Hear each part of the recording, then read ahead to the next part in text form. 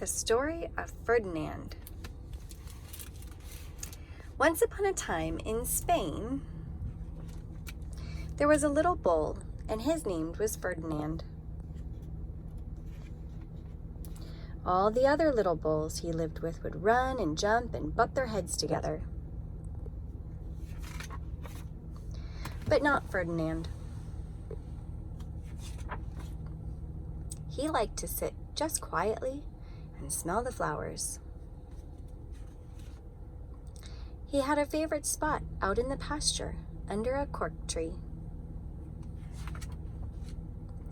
It was his favorite tree, and he would sit in its shade all day and smell the flowers.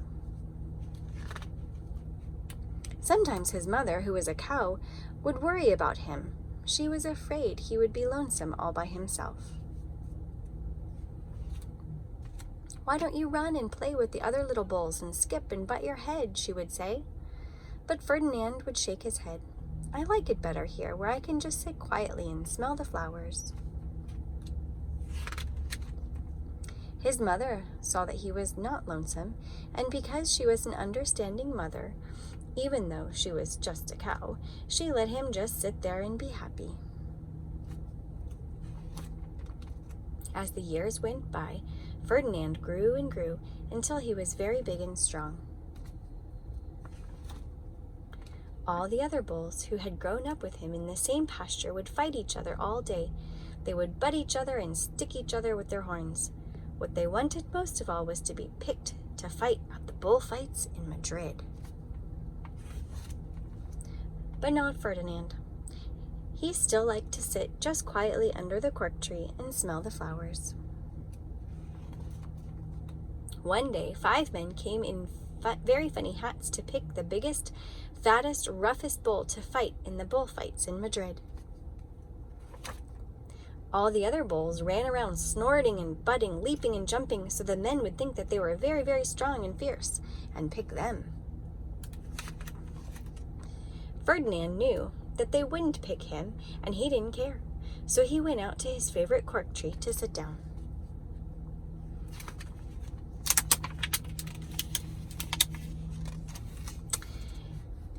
He didn't look where he was sitting, and instead of sitting on the nice cool grass in the shade, he sat on a bumblebee. Well, if you were a bumblebee and a bull sat on you, what would you do? You would sting him, and that is just what the bee did to Ferdinand. Wow! Did it hurt? Ferdinand jumped up with a snort. He ran around, puffing and snorting, butting and pawing the ground as if he were crazy. The 5 men saw him, and they all shouted with joy. Here was the largest and fiercest bull of all, just the one for the bullfights in Madrid. So they took him away for the bullfight day in a cart. What a day it was! Flags were flying, bands were playing, and all the lovely ladies had flowers in their hair. They had a parade into the bullring. First came the banderillos with long, sharp pins with ribbons on them to stick in the bull and make him mad. Next came the picadors, who rode skinny horses, and they had long spears to stick in the bull and make him madder.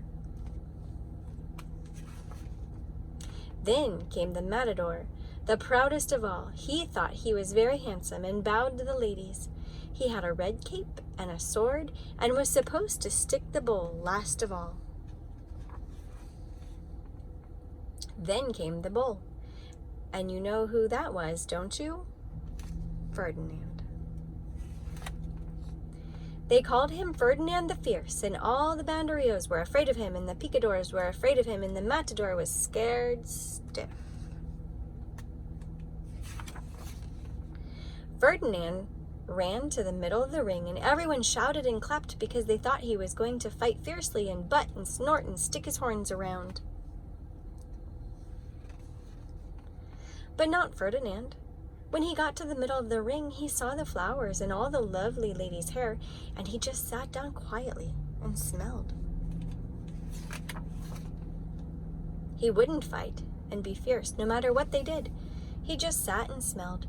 And the banderillos were mad, and the picadors were madder, and the matador was so mad he cried because he couldn't show off his cape and sword. So they had to take Ferdinand home. And for all I know, he is sitting there still, under his favorite cork tree, smelling the flowers just quietly. He is very happy. The end.